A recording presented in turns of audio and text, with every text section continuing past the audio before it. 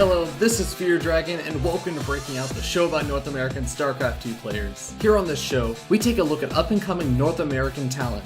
Each week, we check out a new player to get a feel for their personality and their playstyle. On Thursday, we interview the player to try and find out more about who they are and why you should care about them. On Friday, we watch 3 of their games as we cover their playstyle in each of the 3 matchups. Saturday, we take a look at an awesome game that they've played and relax with a little bit of fun as we recap the week and get an analysis of the games. Breaking Out will cover 8 players before it culminates into the Breakout Invitational. With a minimum prize pool of $1,000, we find out who is the most likely player to break out of the North American scene. But enough of that. Let's go ahead and jump right into it. Hope you guys enjoy the show. Hello, this is Fear Dragon, and welcome to Breaking Out, the show about North American StarCraft 2 players that you need to know about.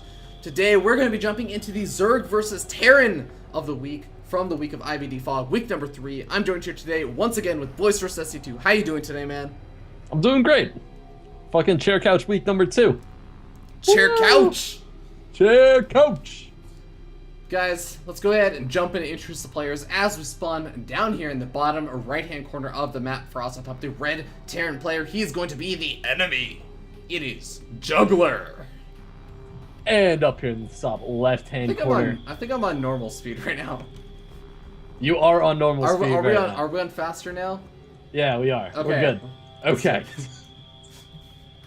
Spawning up here in the top left-hand corner, the third color of the French flag. It is going to be our blue Zerg player, IvD Phog. Who's an American player. And not a French player. I don't know why you'd be talking about the French right now. I have no idea, Fear Dragon. It's a secret for you and me. Clearly. But what's not a secret is what we heard in IvD Phog's interview when he talked about his gameplay. Now, if you were watching the Zerg vs. Zerg just earlier on the live stream, then you'll know that Phog likes to play a pretty standard style. He likes to just kind of depend and rely on his mechanics to overpower his opponent and really take the games. But Zerg vs. Terran, he does say he likes to do something a little bit weird, which is a little bit unorthodox. It's not entirely unheard of, but he likes to go for that Roach Hydra style.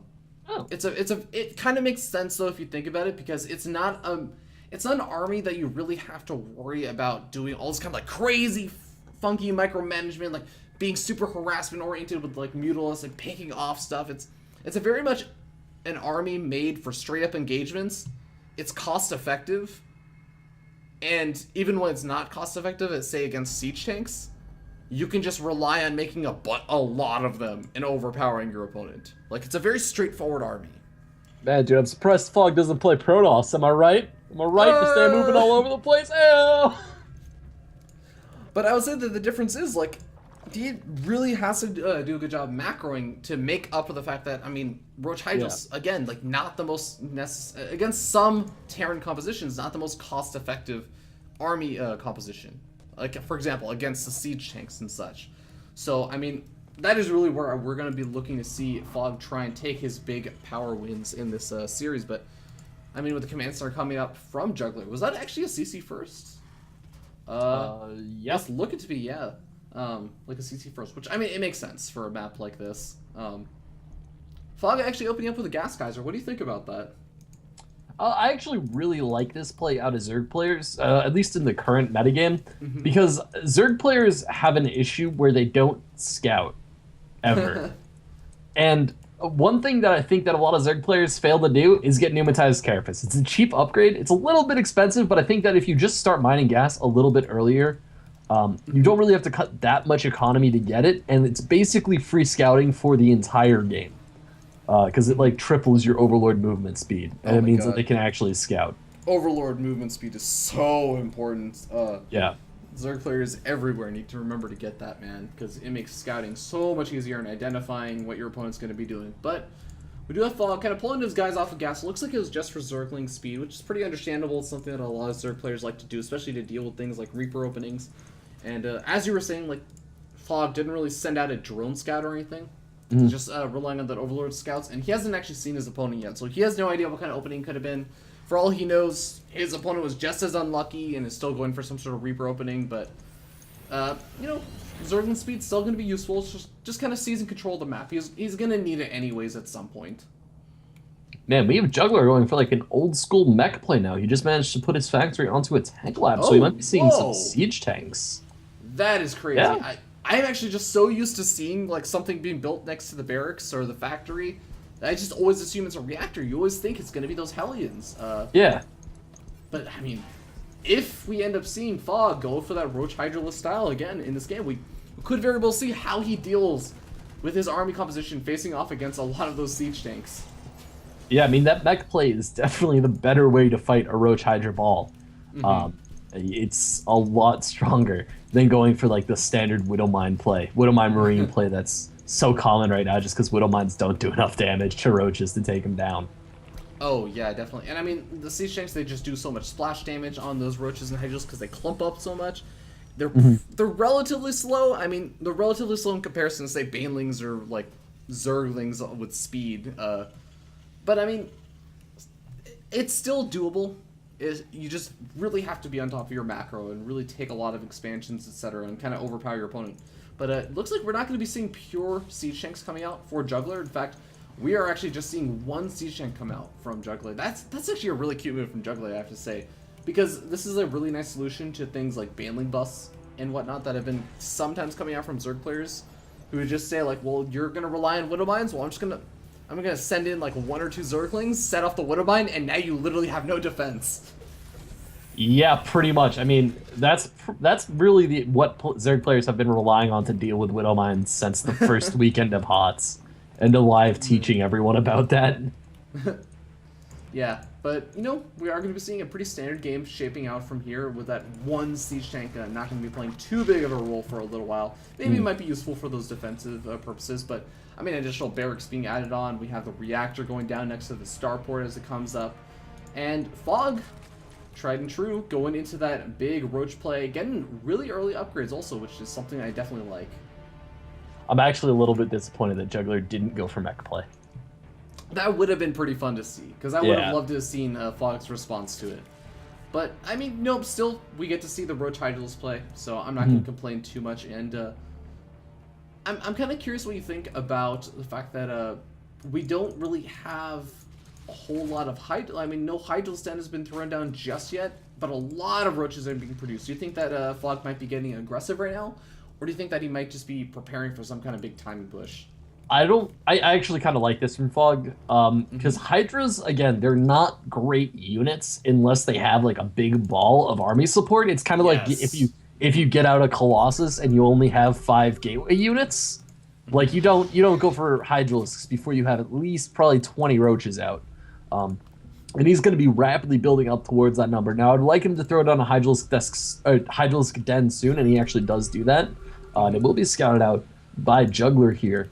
But I think that now that he has a reasonable base of Roaches, and you know those upgrades about to finish up, I think that now would be a nice point to throw in some Hydras. Although it's just going to be 18 Roaches. Yeah, for now, the Roaches are going to be great. He's actually going to have a little bit of mobility and a chance to move across the map. I think that when you get the Hydras, you really do need to get that kind of speed upgrade to really make them effective. Make sure that you don't just kind of walk into a bad engagement and you literally just cannot leave. That's a really unfortunate situation. Oh, a really fortunate situation over here for Phog. Going to be able to snag 2, 3 Widowmines actually for free. 4 Widowmines. And that was a total bangle from Juggler, but it looks like he will be able to push the Roaches back. Ooh, well, I don't know. He only has 1 Marauder in this. And those Marines, I mean, they're sitting on 1/1 upgrades, but the Roaches also have that extra 1 armor on their bodies, I guess. I don't know how that armor upgrade actually works out, if it just suddenly makes all the Zerg units a little bit tougher somehow. I don't know. Maybe they hand out body armor for the Zerg army. It just gives them more essence, all right? Just gives them more essence. They do need to acquire more essence somehow, some way. They need so much more essence. Alright, but you know, a cool little thing did happen when Phog kind of pushed in. He probably saw those siege tank shots, and he may have just been wondering, like, okay, is it just 1 siege tank? Was that just sort of, I guess, preparing for some kind of big all-in? Or was there something else? Because he also did see, like, a purely Marine force. There was only 1 Marauder at the time that he kind of pushed in. So Phog may kind of be wondering, like, what is my opponent up to? It's not entirely common to see that one siege tank come out. But he's just going to back up and kind of say, well, let me go ahead and continue to power up, get that macro mode on, get an infestation pit up for potentially the eventual hive tech, and also just being able to power out those additional upgrades. Yeah, I mean, he's really just looking like he wants to go for a 3-3 Roach Hydra ball. He does have grouped spines on the way a little bit late, but I'm not gonna judge him that harshly for it. And it looks like we are going to have more drones being added on. It looks like he is going to be going up to 71 drones at this point, which is pretty much where he's going to want to sit on 3 bases. Yeah. He might push out and take a 4th, but I kind of doubt it just because Roach Hydra is such a heavy on supply army that you can't really afford to get that many drones with it, which is one of the big weaknesses for it. That's actually a really, really good point. It's that it's not a supply efficient army, as you were saying. Yeah. So I think that he's going to want to try and do some sort of aggression once he maxes out because of that. Because actually, this kind of aggression will definitely work out if he managed to pick off a couple of free units, but we did have a medevac actually making its way along the bottom left-hand side of the map. Where on earth did it go? It's just flying into the natural right now, but it looks like it's going to get picked off really fast by these Hydras. I mean, these Hydras are just being all needly all over the place. These guys are super annoying. And a really nice pick-off from Phog. And this is actually, I mean, Phog did kind of retreat back with the majority of his army, but that is actually one really nice thing about this army also, is it picks off another medevac that was moving along the top side. You can split up your army very, very easily with this kind of composition. You don't have to worry about, say, like, keeping everything together as you would with, say, a swarm host-based army. Yeah, and I mean, again, that's really a strength, and it's much easier to split an army that's made out of Roach Hydra, because they're just so much more tanky that even if they don't fully, even if they're not able to fully kill off a unit or a group of units, they're not going to die to the group of units as fast as, say, a Blainling Zergling army or a Mutalisk army. Yeah, definitely. But now we end up seeing the big push out from Juggler. He's going to want to try and do some big damage over here. 2-2 is finished up for him. Phog just kind of waiting on those 2-2 upgrades. He's going to be finishing in a matter of 20 seconds. But it looks like he's actually going to be forcing that engagement very, very soon, right before his upgrades finish. Is this a big mistake, Boisterous? I don't know. I mean, I like how he's doing it while he still has the creep, but I'm not sure. It's going to be rough for him to actually win this engagement when we see all of his roaches dying and the Hydras are going to be left over, and I think Phog's going to have to fall back at this point. Of course, he does have that big wave of reinforcements on the way, and he does now have that 2-2, but I feel like the engagement, like you said, could have been much better done if he just held off for a little bit longer, maybe let his creep recede a little bit. Yeah, I think you made a good point about the fact that he wanted to engage on the creep. He wanted to make sure that the Terran army didn't kind of back out too far, and he also got a pretty good concave, so it ended up working out okay, but yeah, he did end up losing a lot of those roaches. His Hydros count remains intact for the most part. A single siege tank from Juggler that he made earlier on in the game, participating in the fight as well, but the Marauders just don't do the same damage that they do to roaches against the Hydralisks. Yeah, and this is actually amazing. I think the Marauders might be actually less effective versus Hydralisk than Marines. They are falling pretty gosh darn fast, man. I mean, they can tank for a little bit, but the Hydras have just so much DPS, and I mean, now it's pretty much even upgrades, so they are starting to overpower, but Juggler's not giving up. He's continuing to rally in those units, and he's actually going to be able to push Phog back for a little bit. Yeah, but I mean, Phog doesn't really care that much. I mean, he has the 4th base on the way. He's managing to stop the 4th base with some creep spread on Juggler's side. The only issue for him right now is that he really, really needs that creep. This is an extremely creep-based army. These guys are freaking slow if they aren't camping on creep. So it's just going to be so huge for him to keep this up. And honestly, he's been doing a great job of it. And Juggler hasn't really sniped the important creep. Yeah, I have to say, man, the creep spread has been pretty awesome from Phog. I mean, he literally is right outside the 3rd expansion of Juggler. Juggler has been able to clean up some of it every so often, but I mean, what I really like is the fact that Phog is not just spreading it directly toward his opponent. He's spreading it along these random alleyways. He's spreading it along the top side, the bottom left-hand side. He's even spreading it in directions where his enemy is just like completely not going, because it gives him extra map vision for things like those medevac drops, so he can hold those off much better. I mean, look at this. The medevac drop along the top side instantly gets spotted by that creep a good 20 to 30 seconds earlier. Yeah, it's actually going to get sniped off by those Hydras. Those Hydras, this is with crazy DPS. And it looks like Juggler's going to want to go for a push right now, but it's already been revealed due to that creep. And I doubt it's going to get very far. I mean, Phog, now he has those infestors out. He really has his strong power units out. And he should be able to just fight through this.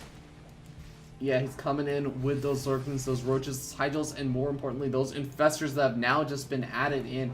Those fungal growths are going to be able to lock down those Marines and Marauders, stop any of that kind of a retreat that's been going on a lot from Juggler. And oh, looks like Phog does need to back up though, because he doesn't actually have any more creep spread over there. Yeah, and that again is the huge danger. He needs to get his queens out here, and he needs to start this creep spread again. And I think this is really why he tried to take that engagement earlier, because he knew he was going to be way more cost effective just because of creep than he was going to be because of upgrades. And it looks like we might have a fight coming in here, but that group is super. Wow. That army is super grouped up, and beautiful fungals coming down from Phog. He's going to be able to neutralize that medevac healing with those fungals, and it looks like these infestors will be able to come up there, maybe throwing down a couple of infested Terrans, and they will get pushed back, actually. Yeah, I mean, it was a beautiful concave setting up for Phog at the beginning, but I mean, the reinforcements for Juggler did end up coming in, kind of split up a lot of Phog's units.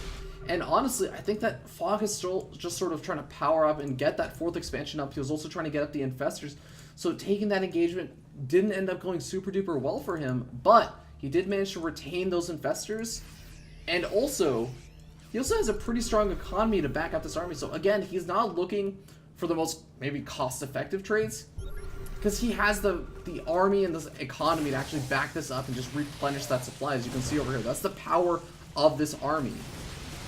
Yeah, we actually have a pretty bangle from Juggler coming in over here, as he is going to have to fight back across creep to get to his base, and it looks like he will try to take Phog on from both sides, but the Hydra numbers are just really high, and it looks like Juggler might eventually be able to fight through this, but that was some huge losses for him. He lost a big chunk of his medevacs.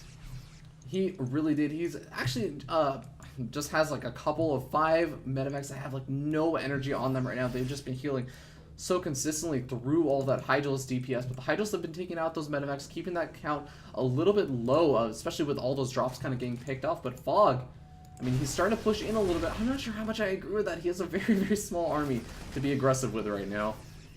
Yeah, again, I mean, he needs the creep, because he can do that sort of poking as long as he's on creep. The issue is that the Hydras, they're just not fast enough to be able to do that kind of thing. They just get caught out of position way too easily. Yeah, he has to be so careful, because he cannot afford to overcommit. That's the big issue, and we are getting a little bit of lag, so gonna go ahead and pause it, and we'll resume in just a second, guys.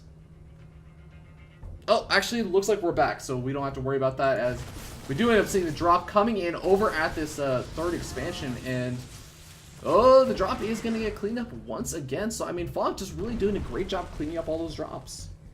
Yeah, I mean, Juggler has now finally taken his 4th base, but this was this was really, really late. I mean, his natural's already mined out. His main is mined out. His 3rd, it's not quite mined out, but it's about halfway mined out. And he really should have taken that expansion a lot earlier. He was definitely safe enough to do it. And we can see that kind of long-reaching effect on his economy coming down, as he's just now getting back up to 160 supply, and Phog is just able to power through. Yeah, and Phog is doing exactly that with a lot more Infestors this time, and with a lot of energy. He's going to be able to fungal growth the heck out of this army. And oh god, Juggler actually just kind of abandoning this base, saying he's not going to try and take that kind of bad engagement. And that command center is going to lift off, trying to retreat to God knows where. I mean, he's just going to be heading toward more creep. Yeah, I mean, it's good. I mean, he definitely couldn't retreat over the Zerg army, but this is a very precarious position. If the Hydras decide to go up there, that thing's gone in a second. It looks like Juggler is going to be trying to move forward here and take a favorable engagement, but it's just not going to happen. There's too many Infestors and too many Hydralists. And even though, I mean, again, those Hydras aren't super cost-effective on their own, they just do so much damage that it doesn't matter. They're super strong. Yeah, and I mean, the Planetary Fortress is helping out a little bit, but you can just see that Phog is starting to overpower. Infested Terrans being thrown out to seal the deal and take out the remainder of those medevacs. GG gets called, and IvD's Phog gonna take the Zerg versus Terran. But with that being said, I mean, a really kind of cool game. I have to say that Phog wasn't necessarily taking the best engagements. He was losing his army a lot, but he just kind of powered through repeatedly with his macro.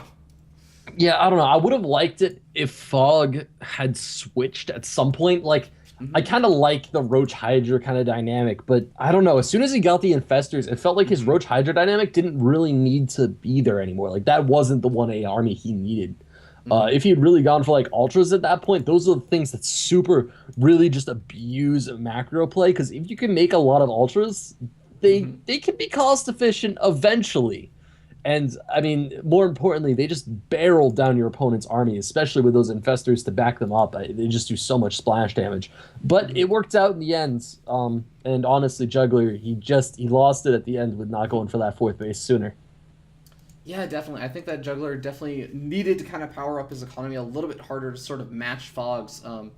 But one thing that I think we kind of glossed over a little bit was the fact that Juggler lost a lot of drops, like an Oh yeah, absurd no, number of crazy drops amount. to Fog, because Fog once again, like his mechanics are really on. He's really on top of his mechanics and his creep spread.